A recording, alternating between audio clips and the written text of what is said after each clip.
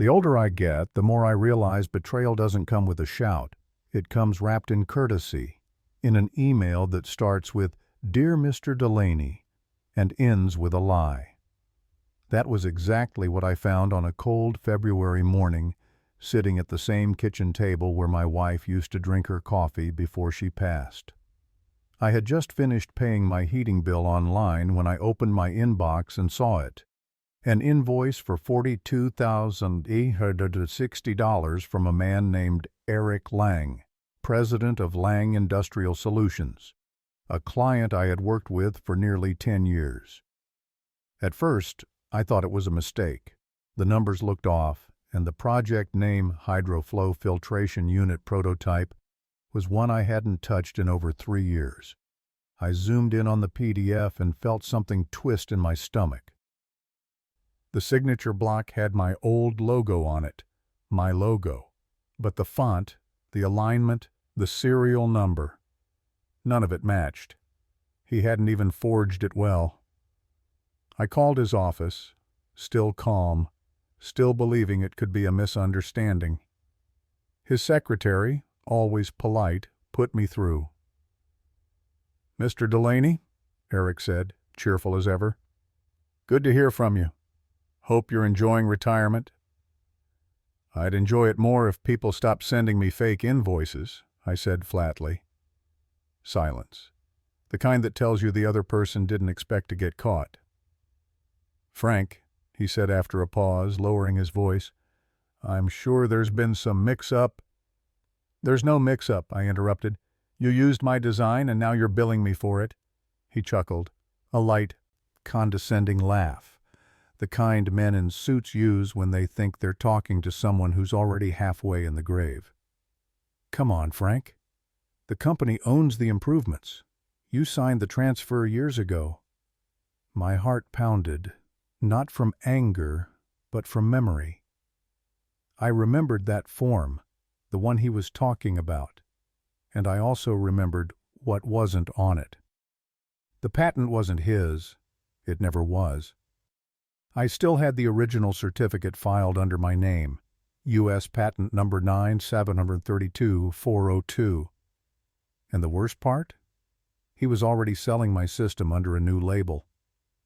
I hung up without another word and stared out the window at the snowy street outside. For 66 years, I had been the quiet kind, the man who fixed, built, improved, the man who avoided conflict. But as I looked at that forged document, a thought formed in me that I hadn't had in years. If he wants to play games, I'll bring the rulebook. The next morning I took the old patent file from my basement, brushed off the dust, and made a copy. The same patent he thought was buried, the same design that made his company's fortune. And when I was done, I wrote an email that would end his career, not in private, but in front of everyone who ever thought an old man couldn't fight back. Because some debts aren't paid in money, they're paid in humiliation. And Eric Lang was about to learn that the hard way. I still keep my workshop the same way Margaret liked the kitchen. Everything in its place. A shelf for tools, a corner for prototypes, and an old coffee can full of screws that probably belong to projects I can't even name anymore. That morning, the smell of cold metal and machine oil felt like home. I rolled up my sleeves, turned on the old desk lamp, and opened a cabinet drawer I hadn't touched in years. There it was, the original Hydroflow schematic, the first version I had drawn in pencil back in 2013. Margaret used to joke that I loved that machine more than her. "At least it doesn't argue," I'd reply, and she'd laugh, shaking her head. I laid the papers flat on the bench. Every curve, every valve, every measurement, mine. I remembered the nights I'd stayed up perfecting the design, thinking it might help small farms recycle their water instead of wasting it. It wasn't supposed to make me rich. It was supposed to help people. That was before Eric Lang came along. He had shown up in 2015 wearing a sharp suit and a salesman's grin. "Frank, your design could change the entire mid-tier manufacturing market," he'd said. "Let's partner up." I was naive enough to believe him. I didn't realize that some partnerships are just polite ways of saying, "Let me stand on your shoulders while I take the credit." Now, a decade later, the man who once called me sir had the nerve to send me a fake invoice, as if I wouldn't notice. I flipped through the patent binder. There it was, U.S. Patent number 9,732-402, issued under my name, dated 2016, with full documentation of ownership. It even had my handwritten margin notes. My fingerprints on paper. You can forge invoices, you can fake signatures, but you can't rewrite a patent sealed by the United States government. As I sat there, the clock ticking above my head, I thought about how small I'd let myself become these past few years. How many people had spoken to me slower, louder, as if age meant deafness or stupidity. How Eric had counted on that same blindness. He thought I was too old to fight back, too gentle to care. He was wrong. By noon I had scanned every document, the patent, the blueprints, even the early prototypes I'd photographed over the years. Then I drafted an email to the company's shareholders, board members, and their attorney. The subject line was simple: Intellectual property violation. Attached evidence. Before I hit send, I looked up at Margaret's old photo on the shelf. "You always said I was too forgiving," I whispered. "Let's see if I learned anything." The files uploaded. The cursor blinked like a heartbeat. Then I pressed send. The email shot off into the digital sky. And I knew, as sure as I'd ever known anything, that by tomorrow morning Eric Lang's smile would disappear from that company website.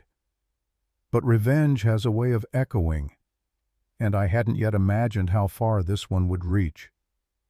I woke up before sunrise. Old habits, I guess.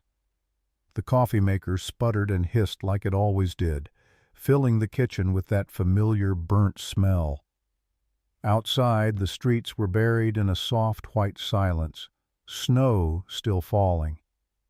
I checked my phone and saw the notifications. 72 emails overnight.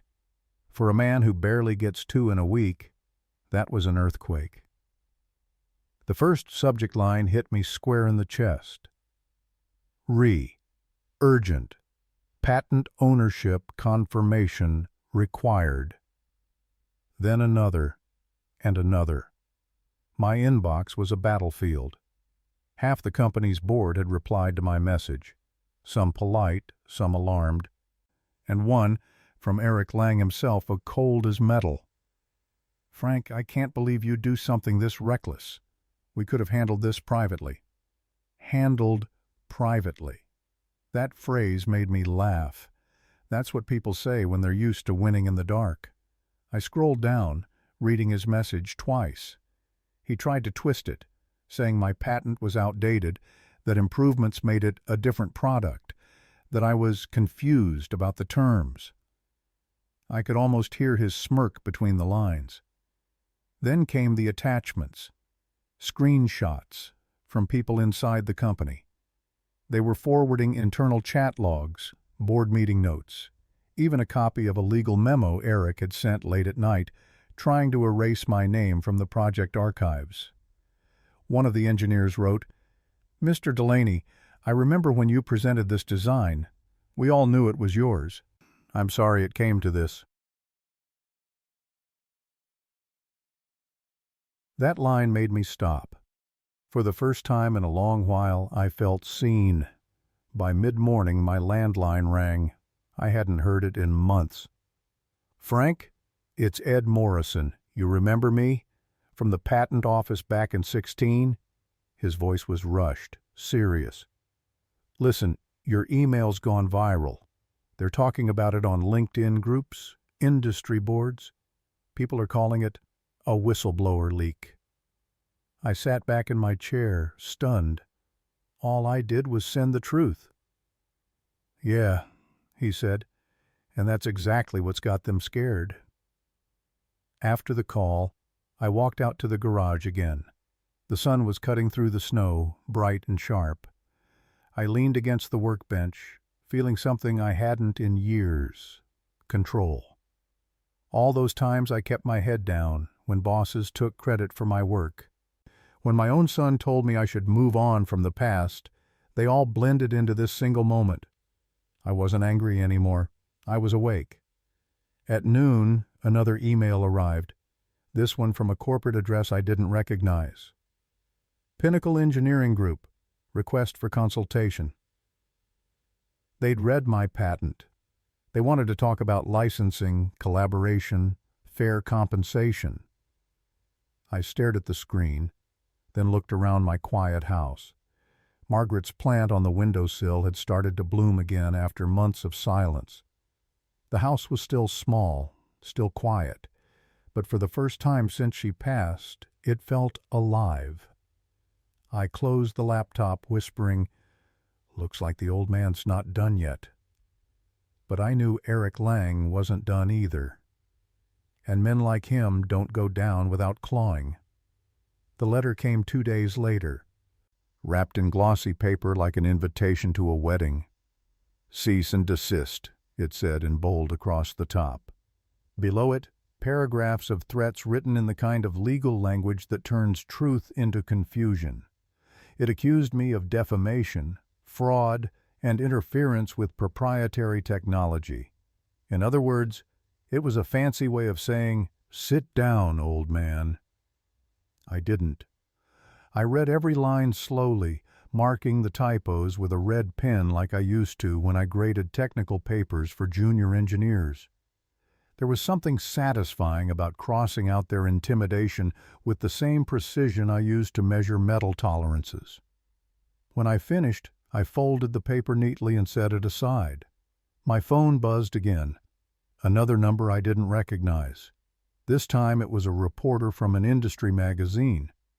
"Mr. Delaney, do you have a statement about the allegations?" "What allegations?" I said calmly. "The truth," she stammered, unsure how to respond. I told her, "Print this. Some people mistake silence for surrender. They shouldn't." And I hung up. I won't lie. Part of me enjoyed it. After a lifetime of being the man who fixed other people's problems in the background, I was suddenly at the center. But fame is a cold companion. Every message, every call, reminded me of what Margaret used to say. "Attention isn't always respect, Frank. Sometimes it's just noise." That afternoon I drove to the cemetery on the edge of Dayton. The sky was gray, the air heavy with snow about to fall. Her headstone was clean. My daughter stops by sometimes to tend it, and I brushed a few leaves off the base. "Hey, Maggie," I whispered. "Guess what?" I finally spoke up. The wind cut through my coat, but I stayed there. "You remember Eric Lang, the one you never liked? You were right again. He tried to steal from me, and I let him think he did. But now—" I paused, my throat tightening. "Now he's the one scrambling." I didn't cry. The older I get, the fewer tears come. But standing there, I felt something like pride. Not for revenge, but for keeping my word. Because I'd promised her once at her hospital bed that I'd never let anyone walk over me again, and that promise had teeth now. When I got back home, the answering machine was blinking. I pressed play, and a low, nervous voice filled the room. "Mr. Delaney, you don't know me, but I work at Lang Industrial. Please don't delete this. I think you should check the timestamp on the photo Eric posted on the company site last month, the one with the prototype. It's yours. The serial plate still has your initials on it. Look closely at the lower corner." Then a click.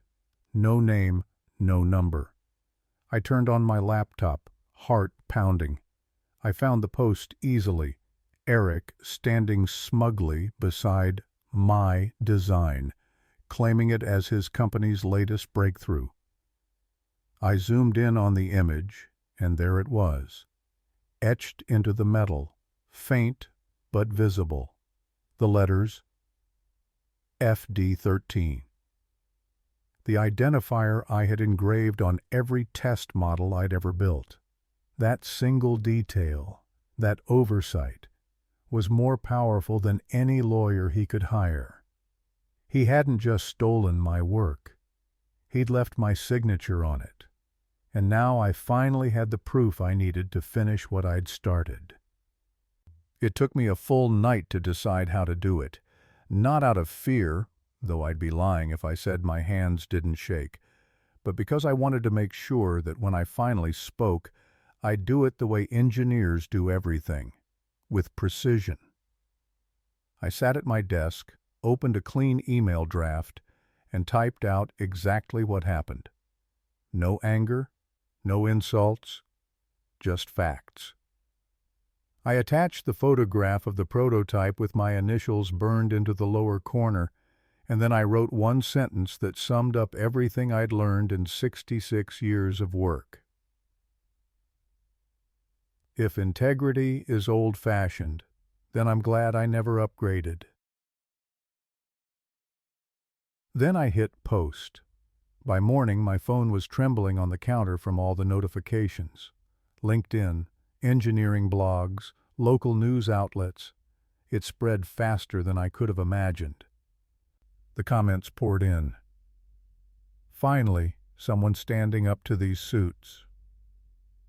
Proof that experience still matters. My dad worked for Lang Industrial. He said this man is telling the truth. I made another cup of coffee and watched the snow fall outside my kitchen window. The quiet sound of justice building in the distance. For the first time in years, I didn't feel invisible. I felt seen. But not everyone was cheering. By noon, messages started arriving from blocked numbers. Take it down before you ruin yourself. Another said, they'll bury you in court, old man. Funny how quickly people go from calling you irrelevant to calling you dangerous. I walked out to the garage to clear my head. My old welding bench was covered with dust, but the smell of oil and metal still carried something steady, something that reminded me who I was long before Eric Lang ever came along. I ran my hand across the bench and remembered being 17, working in my father's barn, building my first water pump out of scrap steel and an old tractor piston. My dad had said, "Build it right, son, so you never have to explain yourself later." That line echoed in my mind like a prayer, and standing there, surrounded by the ghosts of my work, I realized I wasn't fighting Eric Lang anymore. I was fighting every moment in life when honesty got laughed out of the room. The day drifted into evening. The last rays of sunlight glowed on the garage wall when my laptop chimed. An email. The sender's name stopped me cold. Eric Lang. The subject line was short. You just made a mistake you can't undo. I stared at it, motionless, the cursor blinking like a dare. For a second I thought about deleting it, pretending I hadn't seen it. But no. I clicked it open. Inside, just one sentence. You think this is over? You have no idea what you've started. I leaned back in my chair, exhaled slowly, and whispered to myself, neither do you, Eric. Because the difference between us was simple. He played with lies. And I had the truth. Welded in steel, signed with my name. When the company's press release dropped, I was in the middle of frying eggs. The TV announcer's voice read it like a weather forecast. Calm, professional, rehearsed. Lang Industrial Solutions categorically denies any allegation of misconduct. Mr. Delaney's claims are based on outdated documentation and misinterpretation. The company remains proud of its innovations and respects all former collaborators, including Mr. Delaney, who retired several years ago. Collaborators. That word burned. It's what men like Eric say when they want to erase the people who built the foundation they're standing on. The phone rang seconds later. My neighbor Tom laughed on the other end. "Frank, you're on the news again. You're like Dayton's own Clint Eastwood." "Yeah," I said, cracking the yolk with my fork. "Just older and with worse knees." But under the humor, I felt something darker. It wasn't just about me anymore. The company was turning my name into a punchline. They wanted people to think I was a senile old man chasing ghosts. That afternoon, I opened my email. Among the noise, reporters, lawyers, strangers, one name stood out.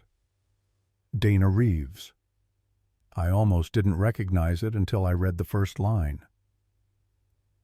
"Mr. Delaney, you don't know me well, but I used to work under Eric Lang at Lang Industrial. I was fired in 2019 after I raised questions about expense reports tied to the HydroFlow project. I still have the original emails. I think you should see them." My fingers hovered over the keyboard. "Why are you reaching out now?" I typed. Her reply came 3 minutes later. "Because I've been waiting for someone with enough backbone to tell the truth, and because he did to me what he did to you. Only this time, he's not going to get away with it." She sent a zip file, dozens of emails between Eric and suppliers, dates and invoices matching the ones I'd reviewed years ago. One message made my chest tighten. "Don't worry about Delaney's name showing up on the design.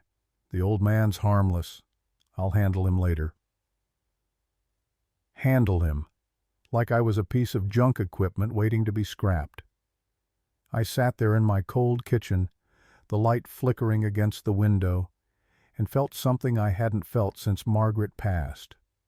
The spark that comes when you realize you're not alone.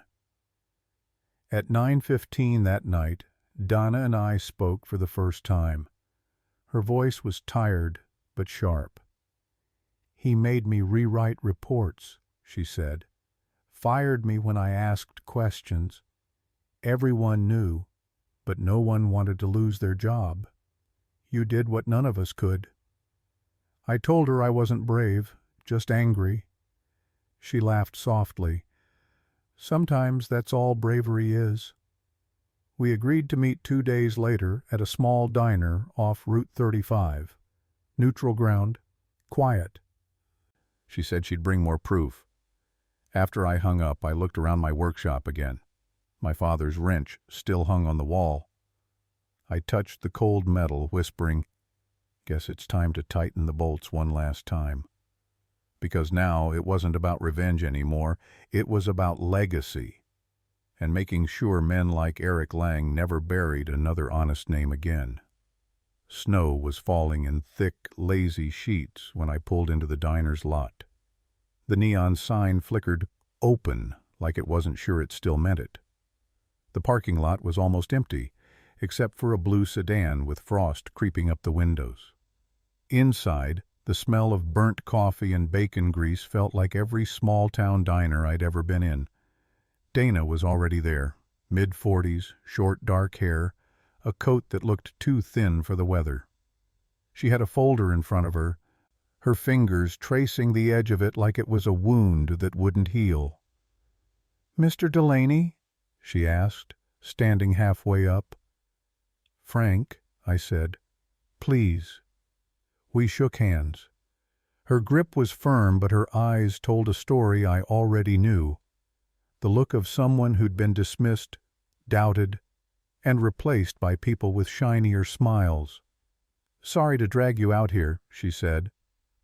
"I've had worse meetings," I replied. "Usually they end with someone taking my coffee mug." That made her smile briefly. Then she slid the folder across the table.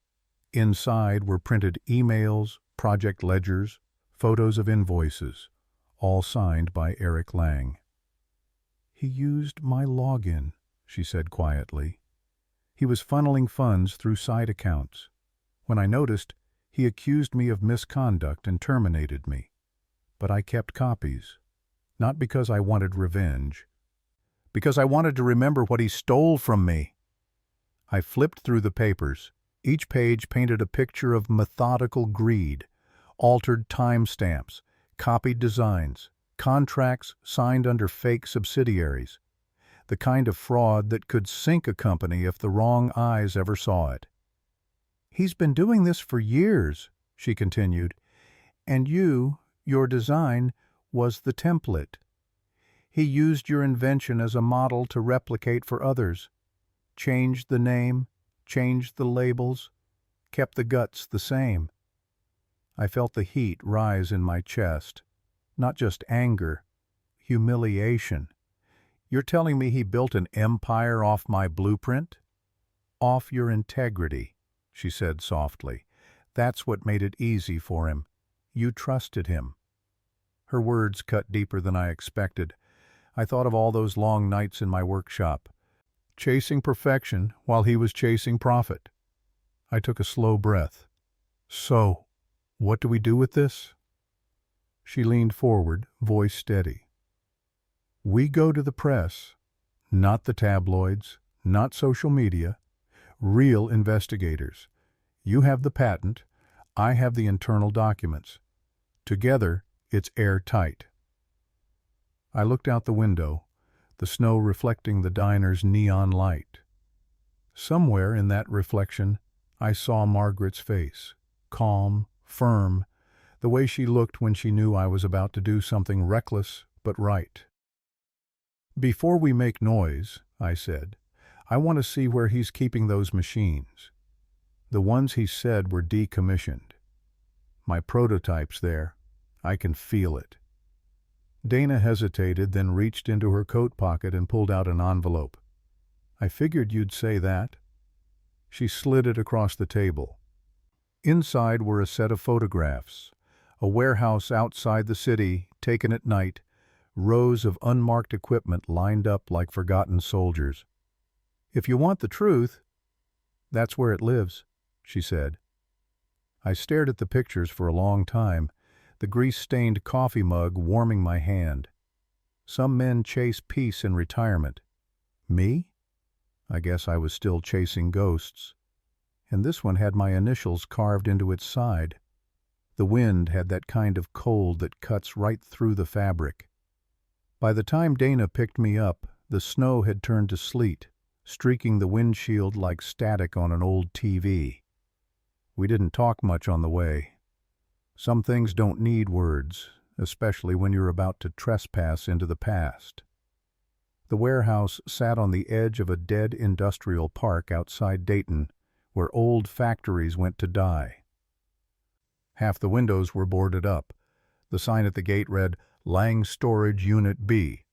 Restricted access." I recognized the font. Eric's vanity even extended to his signage. Donna parked behind an old loading dock.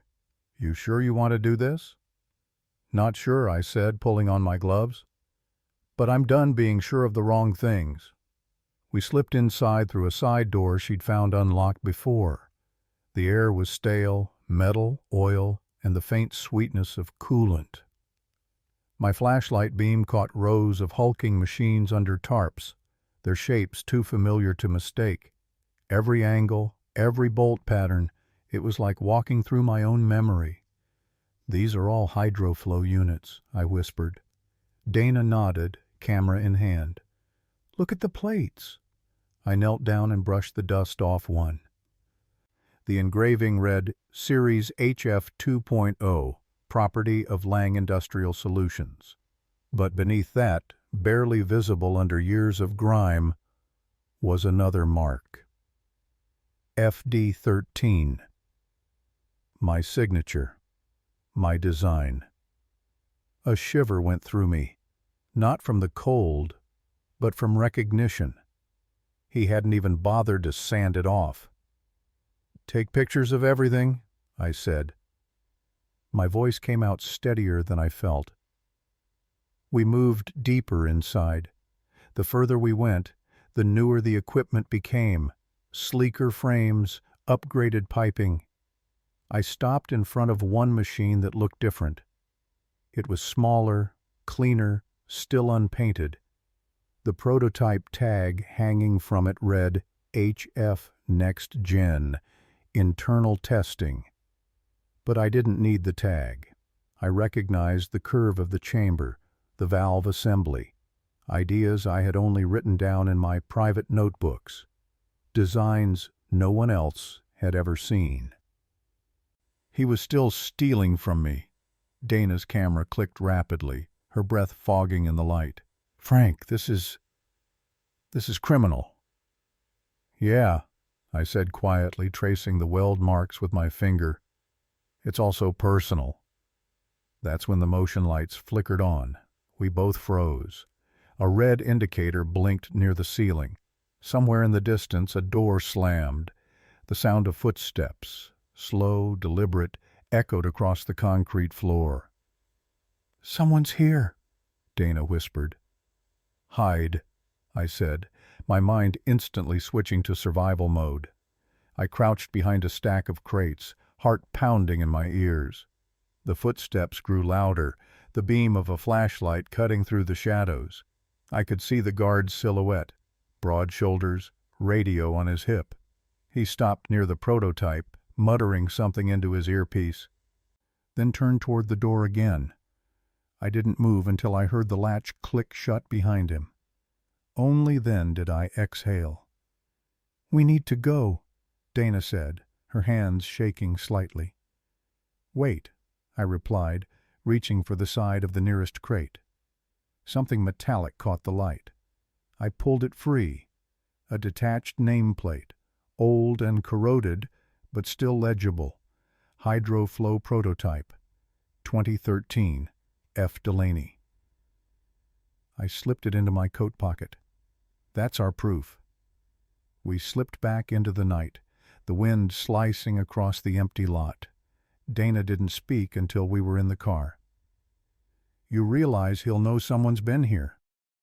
"Good," I said, staring out at the dark horizon. Let him start sweating. Because now I wasn't just after vindication. I was after the truth, no matter who it burned on the way. The story broke before sunrise. "Lang Industrial Victim of Break-In," the headline read, the words crawling across the TV like insects. A photo of the warehouse filled the screen, yellow tape stretched across the gate. Below it, my name, full and unmissable. I stood in my kitchen, the coffee pot half filled, my stomach burning. The reporter spoke in that plastic tone news anchors use when they're pretending to care. "Authorities are investigating possible industrial espionage involving retired engineer Frank Delaney, who allegedly entered a restricted facility belonging to Lang Industrial Solutions." Espionage. That word stung worse than thief. I turned off the TV. The phone started ringing before I could take a sip. I let it go to voicemail. The second call came from an unknown number. I picked up. "Mr. Delaney, this is Detective Shaw with Dayton PD. We'd like to ask you a few questions about—" "I'll come down myself," I said, and hung up before he could finish. When I sat at the table, the weight of the nameplate from the warehouse pressed against my coat pocket like a heartbeat. Proof. The kind of proof that outlasts noise. 3 more calls came from reporters, then one from my daughter. "Dad, please stop this. I saw the news. You don't have to fight them anymore. Just let it go." Her voice cracked halfway through. I wanted to tell her the truth, that letting it go is how men like Eric Lang win. But I couldn't. She'd already lost her mother to years of quiet sacrifice. She didn't deserve to lose her father to public shame. By noon, the company released another statement online, a masterpiece of corporate hypocrisy. Mr. Delaney's unfortunate actions have forced us to protect our intellectual property. We remain saddened that an elderly former collaborator has resorted to illegal means to regain relevance. Illegal means. Elderly collaborator. They were rewriting the story, and for the first time, I understood how history gets stolen while you're still alive to watch it. Then the silence started. Dana's phone, straight to voicemail. I sent messages. Are you okay? Call me. Nothing. The longer the hours stretched, the colder the house felt. She finally called at 10:47 that night. Her voice was small, breathless. Frank, someone's been outside my apartment. Twice. I heard the lock rattle. I think they know. Get somewhere public, I said. Right now. A diner, a hotel, anywhere with lights and people. I can't keep living like this, she whispered. I thought exposing him would feel right. It just feels dangerous. You're not alone, Dana. They want you scared. That's their weapon. When the call ended, I sat by the window. Snow flurries drifted down through the orange glow of the streetlight. Somewhere downtown a siren wailed, faint, steady, growing louder. I took the nameplate from my pocket and set it on the desk. The engraved letters caught the lamplight. F. Delaney, 2013. My hand shook, but not from fear, from something stronger, conviction. Eric Lang wanted to turn me into a criminal. But I wasn't breaking laws. I was breaking silence. And men like him have always been afraid of that.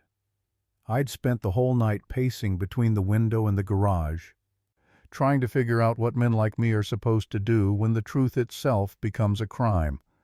By morning, I knew. You stop hiding.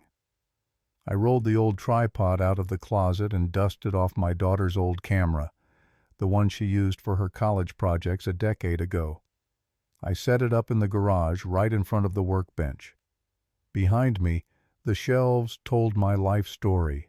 Rusted tools, half-finished models, a folded flag from my father's funeral, and a wall calendar from 2016 still hanging like time had forgotten to move on. I hit record. Good morning, I said, voice rough. My name's Frank Delaney. I'm 66 years old from Dayton, Ohio, and yes, I'm the man they're calling a thief.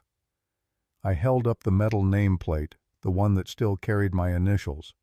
The cold steel glimmered under the single bulb overhead.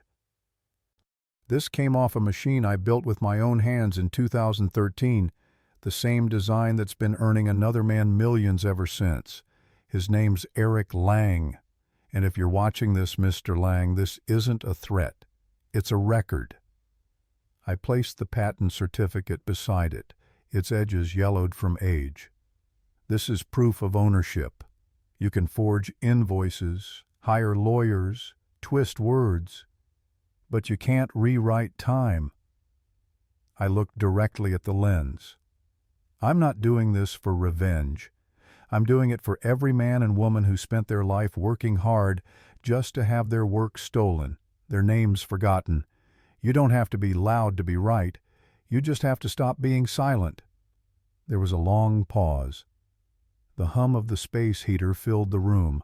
I thought about turning the camera off right there, but I didn't. This isn't about money anymore, I said quietly. It's about memory. And I'm not letting mine die in someone else's story. I uploaded the video to 3 platforms: YouTube, LinkedIn, and a small engineering forum I used to frequent.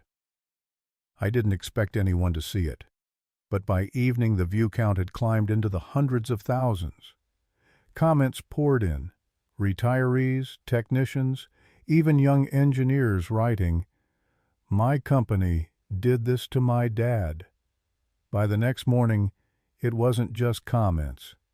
It was headlines. Retired engineer challenges industrial giant. Theft or betrayal.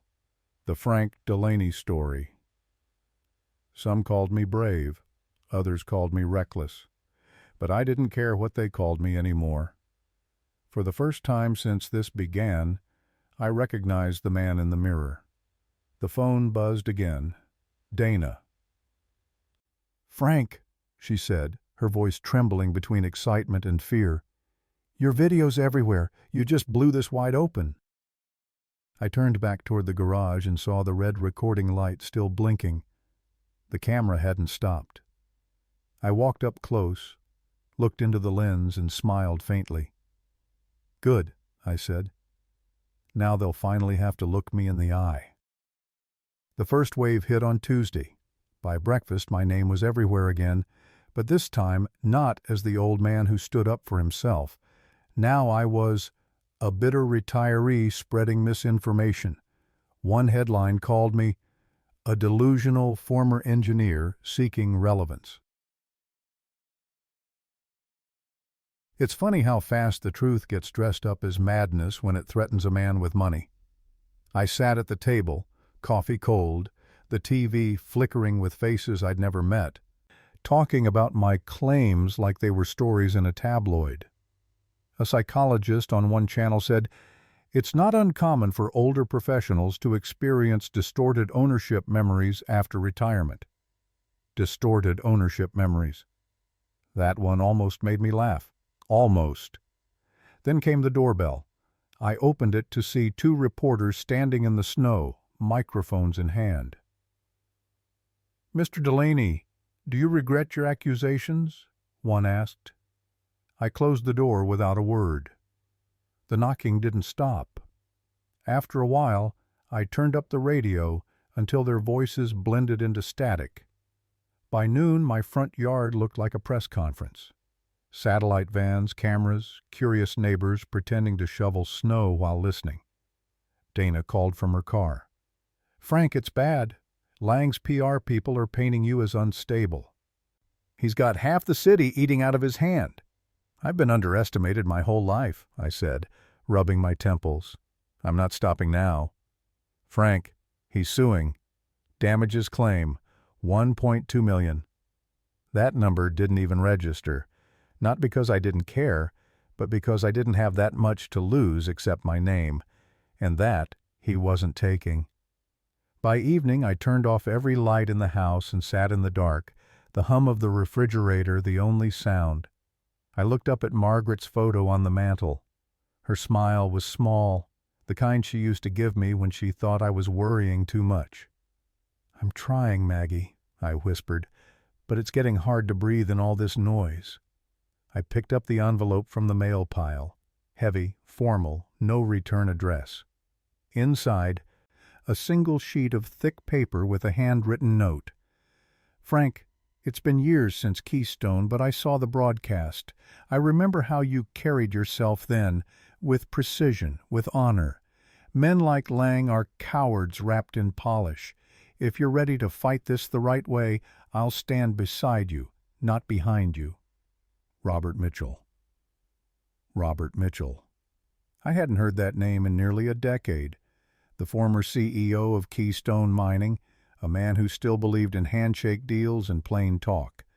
The same man who once told me, "Integrity is the one tool they can't buy." I folded the letter carefully and placed it next to Margaret's photo.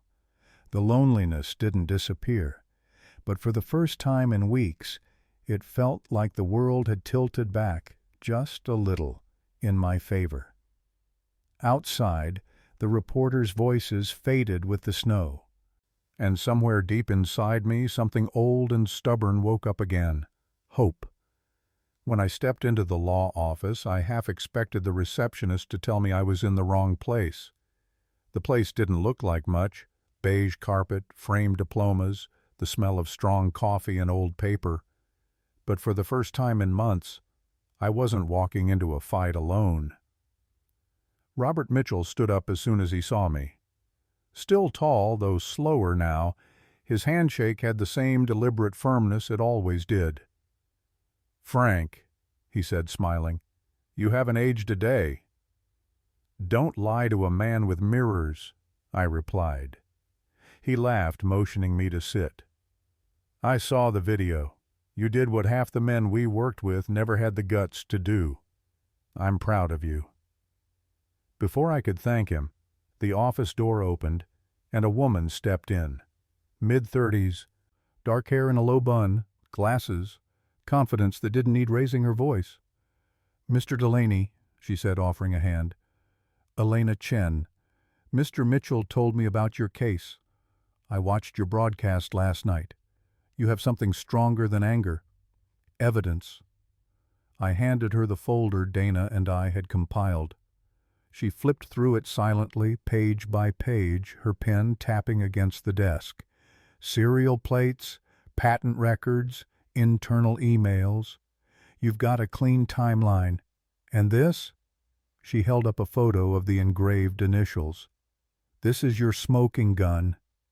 Robert leaned forward. "Lang's already filed civil charges against you for trespassing and defamation. He's counting on you folding before it reaches court." Elena nodded. "Which is why we don't defend. We counterattack. Patent infringement, fraud, reputational harm. We'll hit him where his investors live, the balance sheet." For the first time since this began, I smiled. Not out of revenge, but recognition. This was how I used to think. Building systems, fixing weak points, turning pressure into power. Elena spread the papers across the table like blueprints. "Every claim he's made will turn against him. But you have to stay calm, Mr. Delaney. They'll dig through your past, your finances, your family, anything to make you look unstable." I nodded. "They've already tried. I'm still here." Robert rested a hand on my shoulder. "I'll call a few old friends, men who sat across board tables from Lang. People trust me to tell the truth. We'll bring the light, Frank. You just keep standing in it." When I walked out into the morning air, the snow was melting, leaving wet streaks across the sidewalk. The city felt different. Not quieter, but cleaner, like something rotten was finally being rinsed away. I looked toward the distant skyline where Lang Industrial's mirrored tower caught the sunlight. For years that building had been his monument. But glass, I thought, always looks solid until the first crack. "You built your empire on my work, Eric," I murmured. "Now I'll use your own spotlight to tear it down." The courthouse smelled like polish and nerves.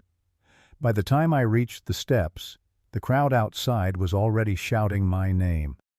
Reporters, photographers, even a few old co-workers who'd come just to see what kind of mess the Delaney guy had stirred up. I kept my eyes on the doors. You learn not to look down or back when you've got the truth in your pocket. Inside, the air was sharp with tension. Lang sat at the defense table in a navy suit, his posture perfect, expression carved from stone. But I saw the twitch in his jaw, the one he used to get when he was losing control. Elena leaned toward me. "Don't react to anything," she whispered. "Let the evidence speak." "I've been quiet for most of my life," I said softly. "I can manage a few more hours." Lang's lawyer began, voice slick as oil. "Your Honor, my client is a respected businessman. Mr. Delaney, while once an appreciated collaborator, has unfortunately misunderstood the nature of innovation and ownership. His recollections—" Elena rose before he could finish. "Misunderstood?" Her tone was calm but surgical. "Let's test that." She placed a copy of the patent certificate on the judge's bench. Filed March 3, 2016, U.S. Patent Number 9, 732-402, issued to Frank Delaney, independent inventor. Then she held up the photograph of the prototype with my initials clearly visible. This image was posted on Lang Industrial's public site just last month. Serial code matches Delaney's original design, and the plate still bears his mark. Lang's attorney objected, mumbling something about updates and iterations. Elena didn't flinch. We can all agree paint doesn't change ownership. The room stirred. Low murmurs, clicking pens, the kind of silence that holds its breath between seconds. I looked across the aisle. Eric's confidence was cracking. His smile was gone. He looked smaller somehow, swallowed by the very suit that once made him look invincible. Elena continued, calm and relentless. Lang Industrial's modifications were superficial. The inner valve system, pressure alignment, filtration chamber, all Delaney's. This isn't innovation. It's theft with a fresh coat of paint. The judge lifted her gaze over the rim of her glasses. Mr. Lang, she said, if these documents are authentic, your defense may wish to reconsider its narrative. Eric's lawyer asked for a recess. The request was denied. The judge's words landed like iron on the floor. This matter will proceed to trial. Evidence of infringement is sufficient for continuation. Court adjourned. I didn't smile. I just exhaled. Robert clapped my shoulder gently. That's the first stone in the wall, Frank. Outside microphones swarmed again. Mr. Delaney, how does it feel to stand up to a corporation? Do you believe you can win? Is this revenge? I stopped on the courthouse steps, snow melting on my coat. No, I said quietly. I'm not fighting to win. I'm fighting to remember. And with that, I walked past the cameras, through the noise, and into the cold January air. Because when you fight for your name, winning isn't about verdicts. It's about knowing you didn't vanish quietly. The morning paper called it the Trial of Integrity. I didn't like the name, but I understood why it stuck. People love symbols, and for better or worse, I'd become one. Every channel carried a version of the same story. Retired inventor takes on corporate titan. They called me principled, brave, stubborn. They called Lang ruthless, brilliant, misunderstood. Somewhere between those headlines lived the truth, quiet as always. I spent my days answering letters instead of lawsuits. Envelopes came from everywhere: Nebraska, Maine, California. People who'd worked their whole lives only to watch their names fade from the things they'd built. One letter said, "My son's company took his design and called it teamwork. Thank you for proving old hands still matter." I kept that one on my fridge. It reminded me why I'd started this war. But not all mail came with kindness. One envelope held nothing but a photo of my house and 3 words scrawled in red ink: "Stay quiet, old man." 2 nights later, the front window shattered. The sound snapped through the house like a gunshot. Glass scattered across the floor. My coffee cup toppled, spilling cold bitterness down the counter. I called the police, who showed up 40 minutes later. They took a report, looked around, and said what men like them always say when they don't want to deal with trouble. "Probably just a prank, sir." I watched their taillights disappear and felt the silence grow heavy again, the kind that presses against your ribs until it hurts. Dana called just before midnight. "Frank, it's getting ugly on Lang's side. Investors are pulling out. His CFO resigned this morning. He's desperate." "Desperate people don't think straight," I said. "That's what scares me. Please, stay somewhere else for a while. I've spent too many years watching cowards run from their own messes," I said quietly. "I'm not leaving my home." After the call, I set up my old workshop camera on the windowsill, lens pointed toward the driveway. Beside it, I placed my father's wrench, heavy, worn smooth by decades of work. It wasn't a weapon. It was a reminder that honest hands can defend themselves too. The house creaked with the winter wind. I sat in my recliner, the hum of the heater filling the quiet, the camera's red light blinking steadily like a heartbeat. At 2:37 a.m., headlights swept across the front lawn. A black sedan slowed in front of my gate, idling there. The engine purred for nearly a full minute before rolling away into the dark. I didn't move, didn't blink, just whispered to the empty room, "I'm not hiding from what's mine." Because if fear is the price of truth, then I was willing to pay it in full. It was near midnight when the knocking started. 3 slow, deliberate thuds against the door, too calm to be random, too late to be polite. I turned off the television, grabbed the flashlight, and looked through the curtain. Eric Lang stood on my porch. The man who'd stolen my work, my peace, and half a decade of my life looked nothing like the one who'd grinned in magazine covers. His hair was unkempt, tie loose, eyes red from nights without sleep. Snowflakes clung to his coat like dust on a forgotten statue. I opened the door halfway. "Eric," I said. "Frank," he answered, his breath fogging the air. "You've made a mess you don't understand." "I understand just fine." He stepped closer. "You think this will end with you as some kind of hero? You're tearing down everything I built." I kept my voice steady. "You built it with stolen bricks." He laughed, a dry, broken sound. "You think anyone will remember the difference in 10 years? You win one headline, I lose a company, and the world moves on." "That's your justice?" "I'm not chasing headlines," I said. "I'm reclaiming a name." His expression hardened. "You could have come to me privately." "I did. You lied." He took another step forward until we were face to face, the porch light catching the twitch in his jaw.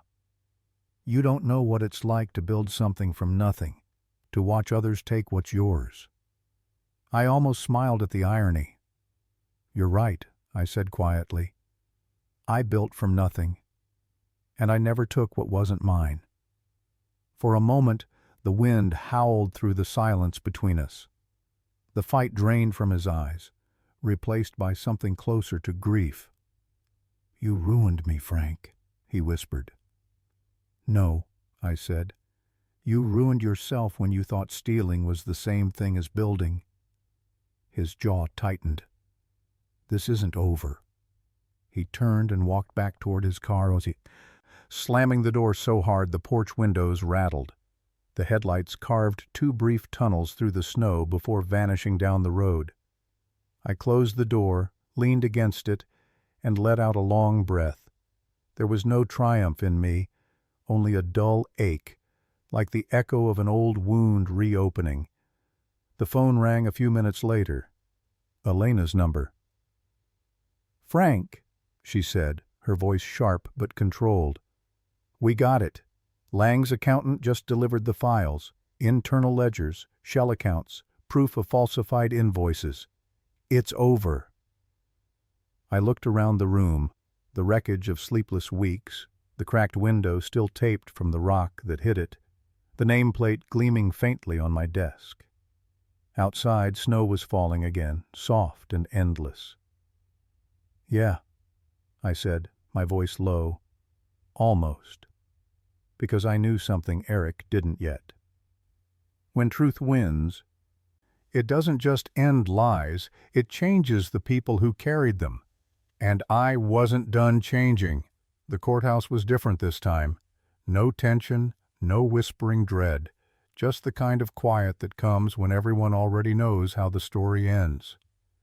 Dana sat behind me, her hand resting on the back of my chair. Robert and Elena whispered last-minute notes, but I wasn't listening. I'd already made my peace. My hands were folded, my heart steady. I was ready to finish this. When the judge entered, everyone rose. Cameras clicked softly from the gallery. Across the aisle, Eric Lang looked smaller than ever, his tailored suit hanging loose, the shine gone from his shoes. The arrogance that once filled every room he entered had evaporated, replaced by something hollow. Elena began with calm precision. "Your Honor, today we close not with speculation but with evidence, documents, numbers, signatures that speak louder than any denial."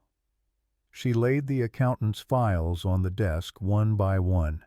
Hidden payments, duplicate invoices, patent royalties redirected to private accounts.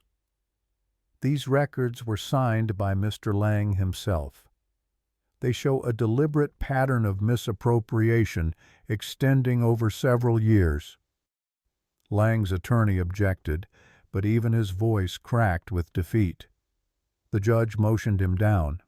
When it was Eric's turn to speak, he stood slowly, gripping the edge of the podium like it might hold him together. "Your Honor," he began, "I never intended harm. Mr. Delaney and I shared an understanding. Innovation builds on innovation. Elena interrupted gently. "Mr. Lang, if that's true, why does every document show your company erasing Mr. Delaney's name from the very files that bore his signature?" The silence that followed was deafening. Eric's mouth opened, then closed. He looked at me across the room, just a flicker of eye contact, and in that moment I saw what I'd waited years to see. Not guilt, not anger, recognition. He finally knew what it felt like to lose something you thought you owned. The judge cleared her throat. "The court finds sufficient proof of intellectual property infringement and defamation. Patent rights remain with Mr. Delaney. Restitution will be determined in accordance with state and federal guidelines." The gavel struck once, sharp, final. The room erupted in a low hum of voices. Reporters scribbled notes, cameras flashed. Robert squeezed my shoulder, whispering, "It's done, Frank. You did it." But as I rose, I didn't feel triumph, just stillness. Outside, the sky was pale and full of light. The air tasted like cold metal and relief. On the courthouse steps, microphones thrust toward me. "Mr. Delaney, how does it feel to win?" I paused, thinking of Margaret, of long nights in the garage, of quiet mornings that belonged to no one but us. "It doesn't feel like winning," I said softly. "It feels like remembering." And I kept walking, leaving the noise behind, my shadow stretching long across the snow. Because peace, I've learned, isn't given to you.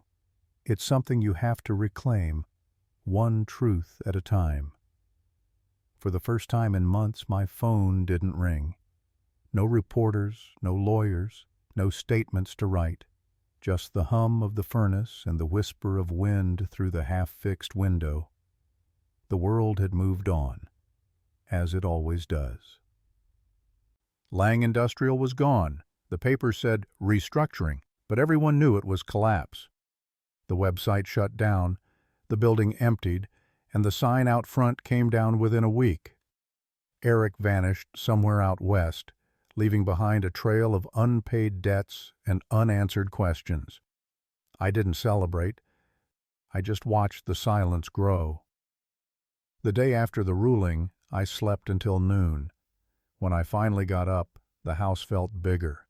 Not because it had changed, but because the noise was gone.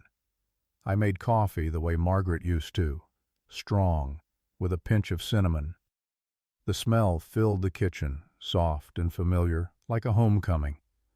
For the first time in years, I felt her near. The mail came. No threats this time, no accusations, just a few letters from strangers. One said, "You reminded me what my father taught me. Never sign your name to something you didn't earn." Another, You gave me hope to start again." I pinned them to the fridge beside Margaret's recipe for apple pie, the paper yellowed but still legible.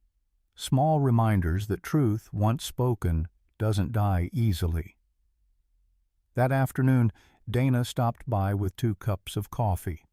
Her smile was lighter now, the kind that belongs to someone finally breathing again. "You know," she said, sitting across from me, "you didn't just win a case. You started something." "I'm too old to start things," I said, grinning. She shook her head. "You started something that'll outlast both of us. People talk, Frank. Quietly, in boardrooms, in workshops. They say your name like a reminder." I looked down at the wrench on the table. My father's, the one that had hung in the garage for 40 years. Its handle was worn smooth from generations of use. "Take it," I told her. "It built more than machines. Maybe it can build something for you, too." She hesitated, then nodded, her eyes shining a little too bright. "Thank you." When she left, I went back to the garage. The air smelled of dust and old oil. My prototype sat there, the one that started all this, covered in a sheet. I pulled it off, revealing the familiar shape of the machine that carried my life's work.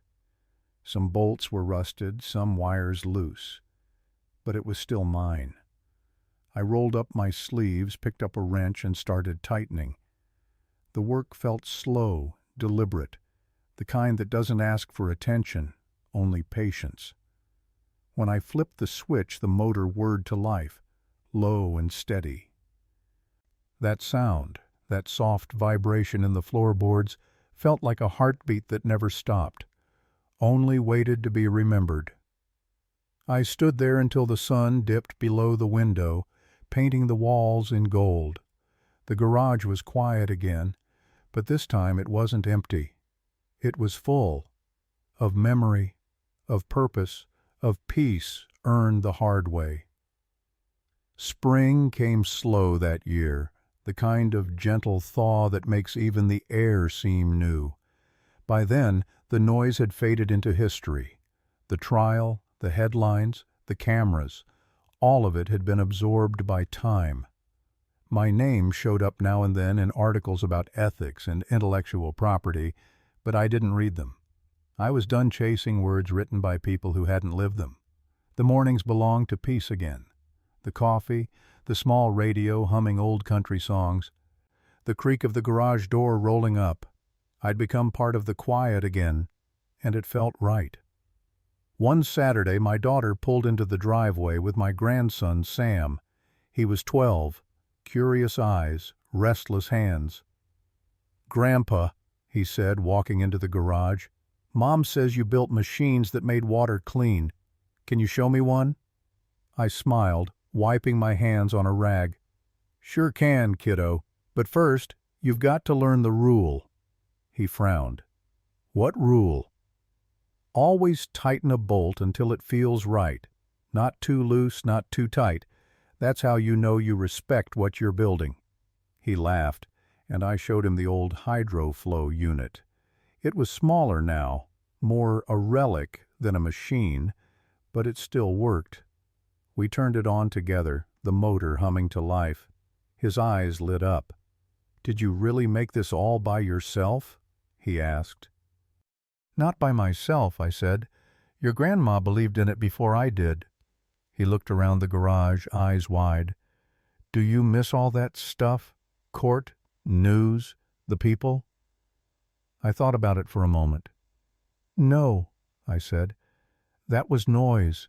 This—" I gestured to the machine, the sunlight on his face, the dust floating in the air. "This is what lasts." He noticed the old leather notebook on my workbench. "What's that?" "My sketches," I said.